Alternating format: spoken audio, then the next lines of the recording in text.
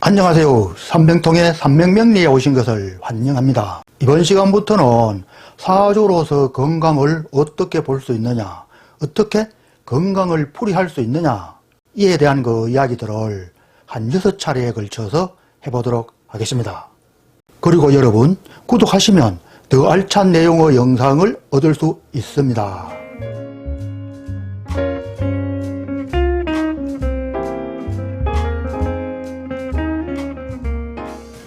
한간에 간혹 사주로서는 건강을 알아볼 수 없다. 건강은 병원에 맡겨야 되지 사주로서 예단하여 치료하고자 하는 것은 상당한 모순점이 있다. 이런 이야기들을 많이 하고 있는데, 그런데 여러분 꼭 그런 건 아니죠. 여러분 생각해 보세요. 사주로서 운명을 추리하는데, 그러면 사주로서 운명을 추리하면서, 아니 그렇게 운명을 추리하면서 건강은 안 된다. 좀 어폐가 있죠. 운명은 나타나고 건강은 나타나지 않는다. 그렇게 이야기하는 것은 다소 모순점이 있지 않겠어요? 여러분, 그렇지 않습니다. 사주로서도 충분하게 건강을 추리하고 또 그에 대한 방비를 할 수가 있겠습니다. 그렇잖아요. 운명은 추리하는데 건강은 추리할 수 없다. 그건 아니잖아요. 그런데 다만 사주로서 건강을 추리하는 것은 어떤 그 관점에서 봐야 되느냐 하면은 경향적 관점에서 봐야 된다는 것입니다. 경향적. 그런 징조가 있고 그런 기미가 있다. 이 사람은 상당히 그 피부가 거칠은 사람이다. 거칠다. 즉 건조한 사람이다. 피부가 건조한 사람이다. 또는 이 사람은 간이 나쁘기 때문에 간의 기능이 다소 떨어지기 때문에 술을 먹는 것은 상당히 자제를 해야 되는 그런 타입의 사람이다.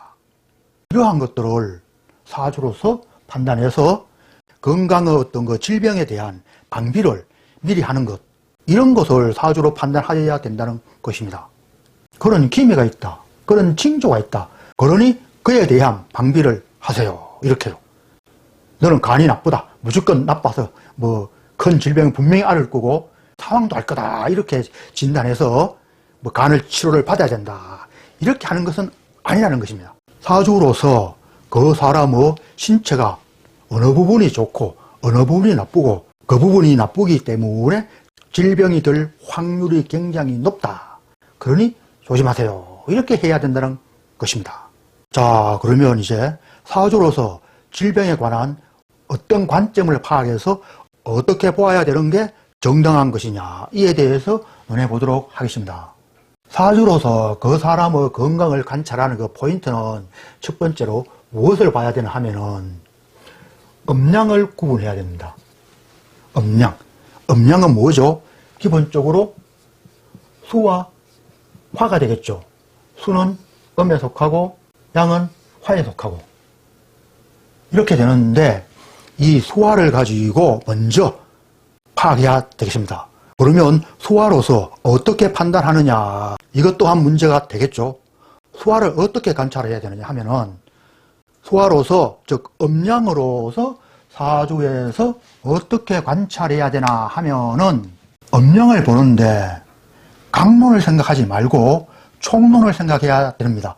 다른 것도 다 마찬가지인데 사주로서 어떤 징조를 파악할 때는 항시 총론을 가지고 파악해야 됩니다.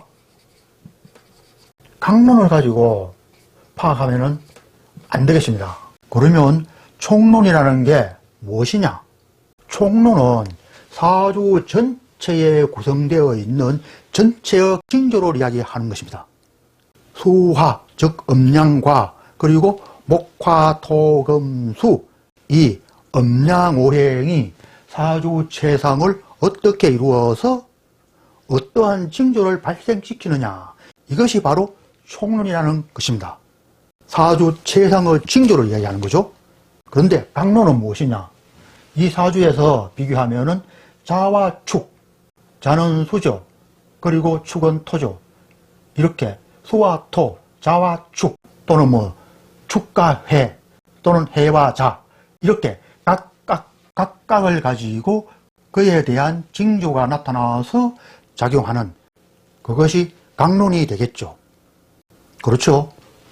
정과 경, 정과 정, 이러한 것이 강론이 되겠죠. 총론은 그러면 어떤 게 총론이 되느냐? 총론은 자와 축 또는 축과 자, 해와 자, 정과 정, 정과 경, 이렇게 각각 강론이 전부 더해져서 하나의 총론을 이루게 되는 거죠. 이렇게 이루어진 총론으로서 사주에 나타나는 그 징조가 어떻게 작용하느냐, 어떻게 작용을 일으키느냐, 이러한 것들을 먼저 관찰해야 된다는 것입니다. 운명을 보는 것도 마찬가지고, 또 건강, 사주로서 건강을 보는 것도 이에 해당하겠습니다.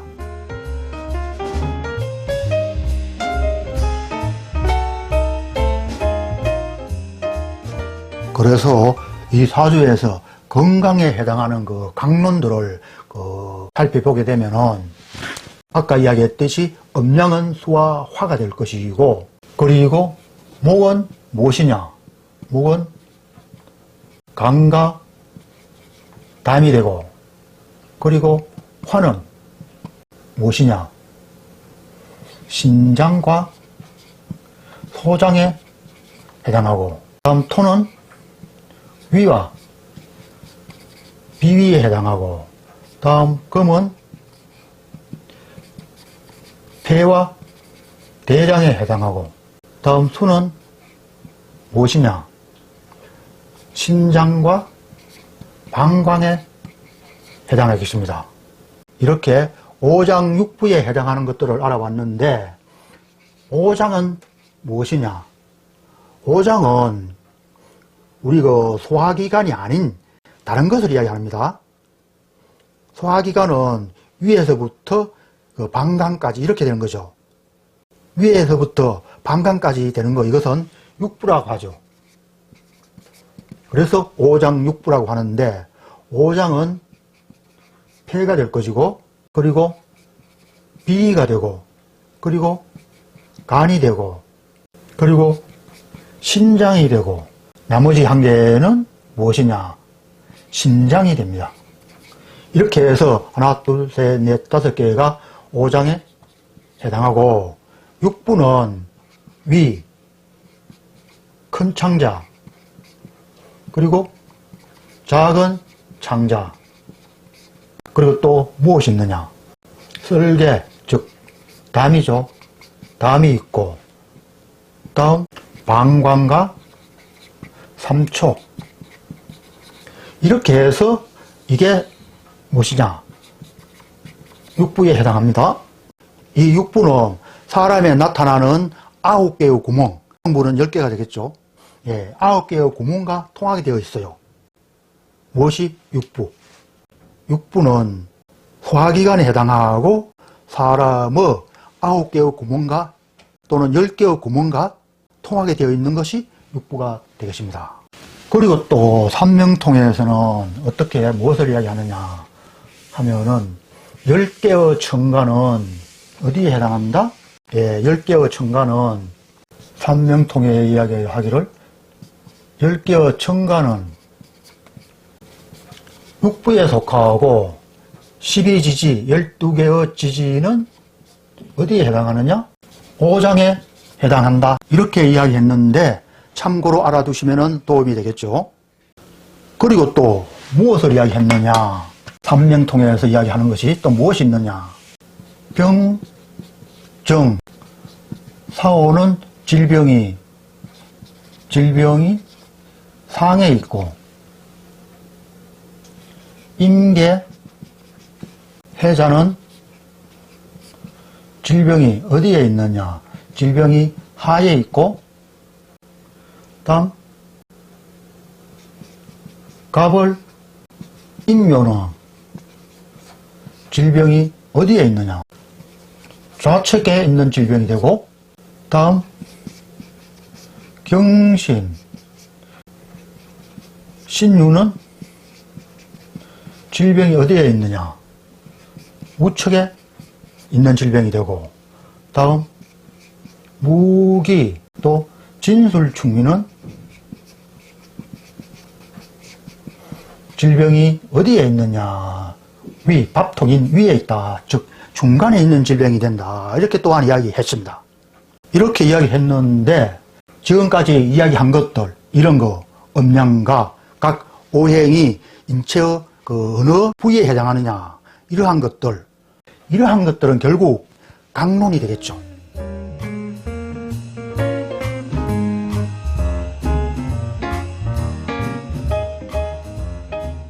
자, 그러면은 이 사주로서 질병을 어떻게 추리해야 되느냐 이에 대한 총론을 어떤 것이 총론이 되느냐, 총론으로서 살펴봐야 되는 게 무엇이냐, 어떤 게 총론이고 어떠한 것이 강론이 되느냐 이러한 것들을 구체적으로 한번 논해보도록 하겠습니다. 먼저 필자가 음양을 이야기했죠. 수와 화를 이야기했었어요. 그래서 이 사주에서 보면은 수화를 먼저 관찰해야 돼요. 수는 자해, 자축, 해자축 반합을 이루었죠. 겨울의 왕한수가 되죠. 강론으로 봤을 때는 자해, 자축 이렇게 각각 한 개의 수지만 이 사주에서 총론으로 봤을 경우에는 수가 4개나 있는 거죠. 굉장히 강하죠. 이렇게 되었을 경우에 이 사주는 음양에서 음이 사주 체상을 완전하게 장악한 사주라고 할 수가 있겠어요. 천간에 무엇이 있느냐?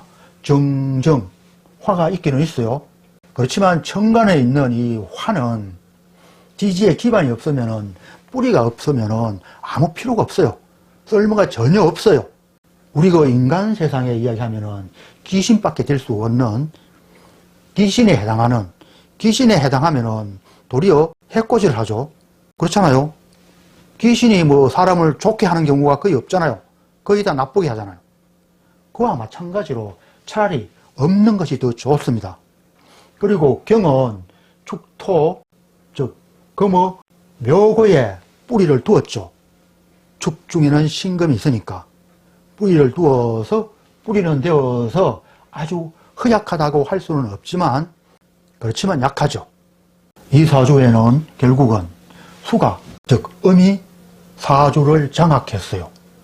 수가 사주를 장악한 이 상태, 이것이 바로 무엇이에요? 총론이 되는 거죠. 필자가 항시 이야기한 상이 된다는 것입니다. 그래서 이 사주 주인의 건강을 체크할 때는 섭한 기운이 너무 많다. 섭한 기운이 너무 많으면은 어떻게 되죠? 몸이 너무 습하면은 피부병도 잘 발생할 수가 있을 것이고, 또는 수는 근본적으로 무엇을 극하죠? 수는 화를 극하죠.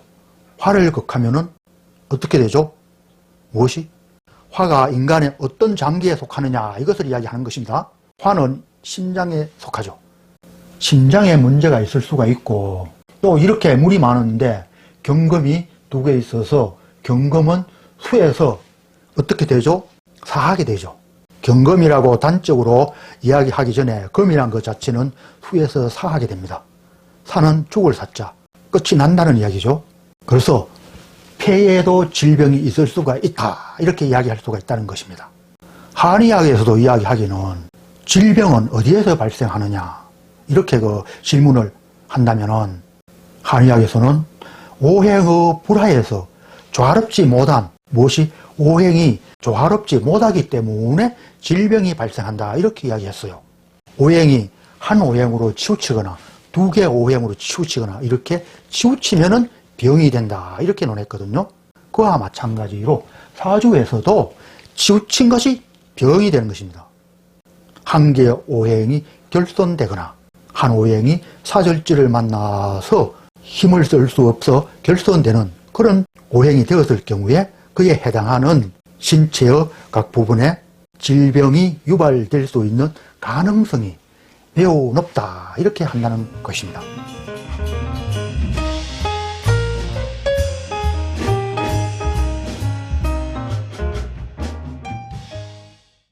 그리고 또 삼명통에서 각 오행이 통해서 병이 발생하는 것을 이야기했는데, 그것을 한번 살펴보도록 하겠습니다. 그것이 무엇이냐? 목은 간에 해당하죠. 간에 해당하는데 목에 문제가 생기면은 눈으로 볼 수가 없다. 눈을 멀게 된다. 그렇게 이야기했어요. 그리고 화는 심장에 해당하죠. 심장에 해당하는데 화에 결손이 생겼을 때는 어디에 통해서 어느 곳에 질병이 있나 하면은 말을 할 수 없다.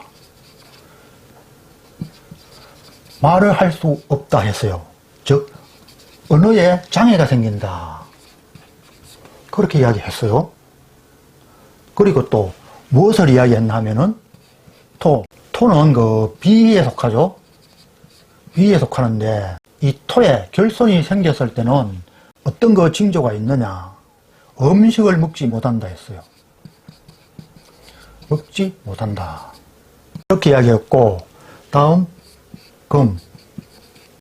금은 어떤 오장에 해당합니까? 금은 폐에 속하죠. 폐에 결손이 생기면은 어떤 질병이 발생할 수 있느냐. 코로 냄새를 맡지 못한다 했어요. 나머지 한 개는 수가 되죠. 수는 신장과 방광에 속하죠. 신장과 방광에 속하는데 이 수가 결손이 되면은 어떤 질병이 발생하느냐. 귀로 듣지 못한다. 귀로 듣지 못한다는 말은 귀머거리가 된다. 그 말이죠. 이렇게 사주로서 건강을 체크하는 방법들을 개략적으로 살펴봤습니다. 사주로서 건강을 체크하는 방향성, 그리고 음양과 오행이 우리 신체에 속하는 각 요소들이, 각 부분들이 어느 것에 해당하느냐, 이러한 것들과 각 오행이 결손되었을 경우에 2차적으로 나타날 수 있는 질병들, 이번 시간에는 살펴봤는데 다음 시간부터는 각 오행이 결손되거나 또는 과하거나 그렇게 되었을 경우에 어떤 질병이 발생하느냐, 이에 대해서 논해 보도록 하겠습니다.